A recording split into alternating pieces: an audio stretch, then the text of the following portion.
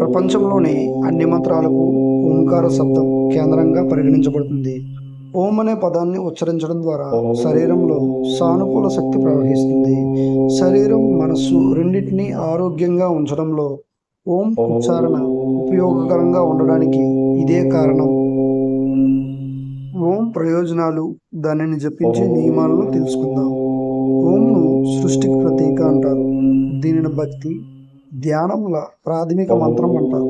ఓం లేకుండా శివభక్తిని కూడా ఊహించలేము. ఓం అని ఉచ్చరించడం ద్వారా శరీరం మాత్రమే కాదు, మనస్సు కూడా ఆరోగ్యంగా మారుతుంది. ఓం ప్రాముఖ్యత గురించి ఎంత చెప్పినా తక్కువే. ఓం అనే పదాన్ని ఉచ్చరించడం వల్ల అనేక శారీరక, మానసిక మరియు ఆధ్యాత్మిక ప్రయోజనాలు ఉన్నాయి. ఓం అనే ఒకే ఒక్క పదాన్ని ఉచ్చరించడం ద్వారా శరీరం, మనస్సు రెండింటినీ శుద్ధి చేసుకోవచ్చు. మీరు వందలాది వ్యాధులను తరిమి కొట్టవచ్చు. శారీరక, మానసిక వ్యాధుల నుంచి బయటపడవచ్చు. ఈరోజు మనం ఓం అనే ఉచ్చారణ ప్రయోజనాలను, దాన్ని ఉచ్చరించే సరైన పద్ధతి, సరైన సమయం గురించి తెలుసుకుందాం. ఓం జపించడం వల్ల ఎలాంటి ప్రభావం ఉంటుంది? ఓం ఉచ్చరించడం వల్ల శరీర భాగాల్లో కంపనాలు ఏర్పడతాయి. ఉదాహరణకు శరీరం దిగువ భాగంలో ఆ, శరీరం మధ్య భాగంలో ఊ, శరీరం పై భాగంలో ఓం అనే పదం ఉచ్చరించడం వల్ల అనేక శారీరక, మానసిక, ఆధ్యాత్మిక ప్రయోజనాలు లభిస్తాయి. ఈ విషయాన్ని భారతదేశంలోనే కాదు, ఇతర దేశాలు కూడా అంగీకరించాయి. ఆధ్యాత్మికత మాత్రమే కాదు, సైన్స్ కూడా ఓం శక్తిని తిరస్కరించలేకపోయింది. హార్మోన్లు, చక్రాలపై ప్రభావవంతంగా ఉంటుంది. ధ్యానం, తపస్సు వంటి దీర్ఘ స్థితిలో శరీరం లోపల వెలుపల ఓం వినడం వల్ల మనస్సు, ఆత్మశాంతిని అనుభవిస్తాయి. ఓంకార శబ్దం శరీరంలోని అన్ని చక్రాలు, హార్మోన్ స్రవించే గ్రంథులను తాకినప్పుడు అది గ్రంథుల స్రావాన్ని నియంత్రిస్తుంది. కనుక ఓంని జపించడం ద్వారా ఆరోగ్యంగా ఉండవచ్చు.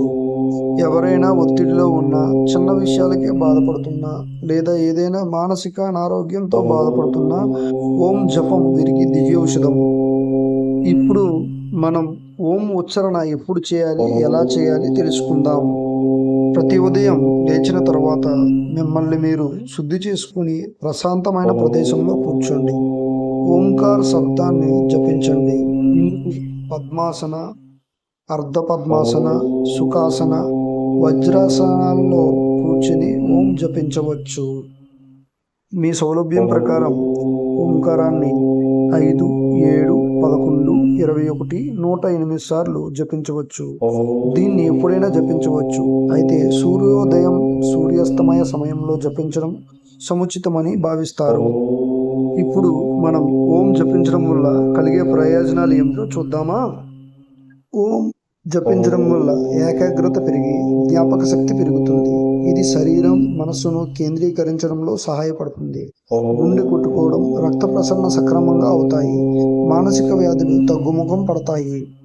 ఓం జపించడం వల్ల థైరాయిడ్ గ్రంథిపై సానుకూల ప్రభావం ఉంటుంది. తద్వారా థైరాయిడ్ను నియంత్రించడంలో సహాయపడుతుంది. ఓం జపించడం ద్వారా గుండె జబ్బులు దరిదాపులకు రావు. జీర్ణ వ్యవస్థ అదుపులో ఉంటుంది. ఓం జపించడం వల్ల నిద్రలేమి సమస్య, రక్తపోటు, మధుమేహం నుంచి ఉపశమనం కలిగిస్తుంది. అంతేకాకుండా శరీరం, మనస్సుపై సానుకూల ప్రభావం ఉంటుందని శాస్త్రవేత్తలు అంగీకరించారు. ఓం జపించడం ద్వారా శరీరంలోని మృత కణాలు కూడా పునర్జన్మ పొందడం ప్రారంభిస్తాయి. ఇది స్త్రీలలో వంధ్యత్వాన్ని కూడా తొలగిస్తుంది. ఓం ఉచ్చరించేవారు, వినేవారు ఇద్దరూ ప్రయోజనం పొందుతారు. ప్రతిరోజు ఓం జపించడం ద్వారా మీరు మార్పును మీరే తెలుసుకుంటారు.